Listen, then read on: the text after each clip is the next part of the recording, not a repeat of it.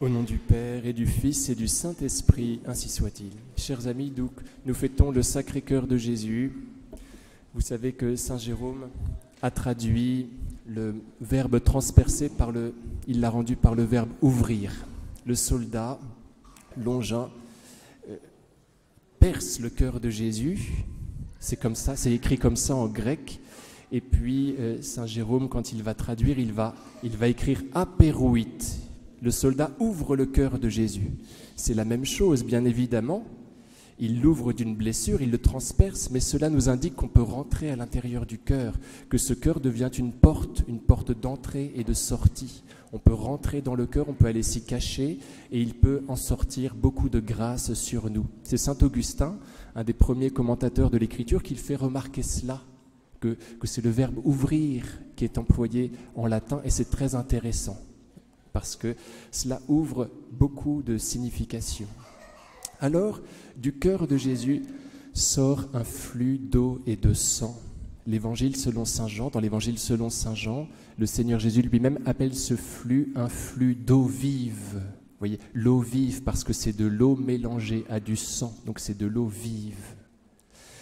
Et cette eau vive, ce sang et cette eau vont se répandre sur la terre par un canal que vous connaissez bien, par un tuyau que vous connaissez bien, qui est la Vierge Marie. Je ne sais pas si vous avez à l'esprit le dessin de la médaille miraculeuse. Au verso, nous avons, vous savez, les deux cœurs unis de Jésus et de Marie. Je ne sais pas si vous avez cela à l'esprit. Le cœur de Jésus est couronné d'épines, il est tout flamboyant d'amour, et le cœur de Marie, qui le jouxte, qui le flanque, qui lui est réuni, lui est transpercé d'un glaive. Donc, tout ce flux, cette eau vive, part en fait dans le cœur de Marie.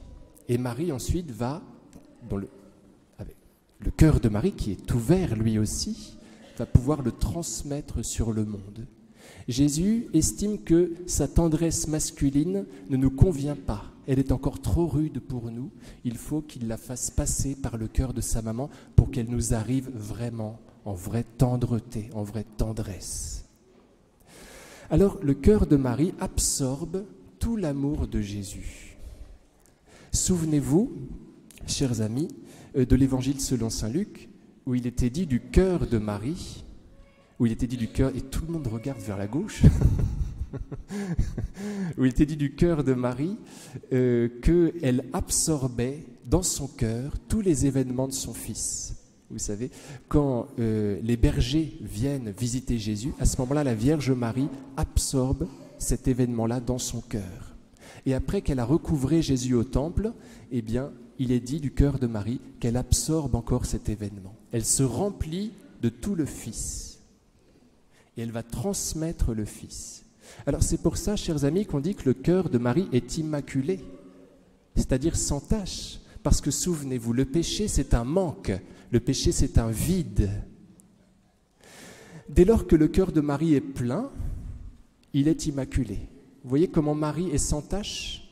Elle n'est pas sans tache en étant une sainte nitouche, vous voyez, même si elle a dû résister à des tentations, elle est sans tache parce qu'elle est pleine du Fils. C'est comme ça qu'on est immaculé, puisque le péché c'est un vide, c'est un manque. Et donc quand on est plein, on est sans péché. La Vierge Marie, son cœur est immaculé parce qu'elle est remplie de son Fils. Et cela est très important pour nous. Voilà comment nous allons pouvoir éviter le péché en étant plein de Jésus. Nous allons fêter le cœur immaculé de Marie 2 fois cet été, donc le 22 août, le jour qui est réservé à cette fête, le 13 août aussi, puisque le 13 août, la Vierge Marie dit à Fatima, elle parle de son cœur immaculé, elle dit « Mon cœur immaculé triomphera » le 13 juillet 1917. Et puis samedi prochain, on fête donc le cœur immaculé de Marie, comme l'a rappelé l'abbé de la Motte. Donc on fête 3 fois le cœur immaculé de Marie, ce n'est pas pour rien, c'est pour nous souvenir qu'il est sans péché, qu'il est immaculé, parce que rempli complètement, et parce qu'il nous transmet cette grâce. Je reviens à cette petite parole de Fatima. À la fin, dit la Vierge Marie, le 13 juillet 1917, à la fin, mon cœur immaculé triomphera. Voyez, ce qui vainc le monde, ce qui fait qu'on gagne, c'est par notre douceur, c'est par notre cœur. C'est comme ça qu'on l'emporte. C'est comme ça qu'on défait le mal. C'est ce que dit saint Paul dans la lettre aux Romains, « Sois vainqueur du mal par le bien ». Et la Vierge Marie fait exactement comme ça. C'est comme ça qu'elle l'emporte surtout. À la fin, mon cœur immaculé, c'est-à-dire, comme je vous l'ai dit, mon cœur plein d'amour. À la fin, mon cœur plein d'amour. Cœur immaculé, ça veut dire cœur plein d'amour. À la fin, mon cœur plein d'amour triomphera. Donc quand on subit quelque chose de dur, il faut répondre par de l'amour, par de la miséricorde, et on est sûr de gagner la personne, de la gagner au Christ, de la mettre dans notre amitié. Et ce n'est pas simple. Donc on se met en fait dans le cœur de Marie, et cela est réalisable. On demande à la Vierge Marie de nous aider. Le cœur de Jésus fonctionne pareil. Il nous vainc, il nous gagne à lui par la douceur. Dans le psaume 109, on entend dire, le Père parle au Messie, à son Fils, Jésus, il lui dit domine jusqu'au cœur de l'ennemi. Domine jusqu'au cœur de l'ennemi. Autrement dit, l'ennemi, je ne te demande pas de le soumettre, de le contraindre, mais de le vaincre au niveau du cœur. Vous voyez ? De même que la Vierge Marie nous gagne par son cœur, le Seigneur nous gagne aussi par son cœur. Souvenez-vous, les scouts, les louveteaux, bon, je ne sais pas si vous priez beaucoup la prière du Père Sévin, c'est plutôt quand on est grand qu'on la prie. Il l'appelait la prière du scout. Et c'est un chant qu'on connaît bien, c'est « Cœur de Jésus, notre chef, notre frère ». C'est un très beau chant. Le Père Sévin, vous savez, juste avant sa mort, s'est consacré au Sacré-Cœur. Et il a écrit beaucoup de prières qui sont très belles, que je vous invite à aller voir. « Cœur de Jésus, notre chef ». Et on se demande, vous voyez, qui du cœur ou de Jésus est le chef. Il y a un flou, vous voyez. Cœur de Jésus, notre chef. On ne sait pas qui est le chef. À mon avis, c'est le cœur de Jésus qui est le chef. Vous voyez. Cœur de Jésus, notre chef. Donc, c'est par son cœur que le Seigneur Jésus règne.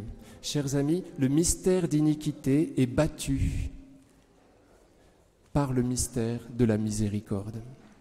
Et cela est très important, c'est très difficile, mais il faut bien prendre acte de cela si nous voulons faire progresser le règne de Jésus. Il ne s'agit pas de vaincre en matière de justice, mais en matière de miséricorde. Si j'essaie de contraindre mon adversaire de le soumettre, et parfois il le faut pour défendre le faible, il faut que je garde à l'esprit que c'est finalement en gagnant son cœur que j'aurai vraiment gagné. Au nom du Père et du Fils et du Saint-Esprit, ainsi soit-il.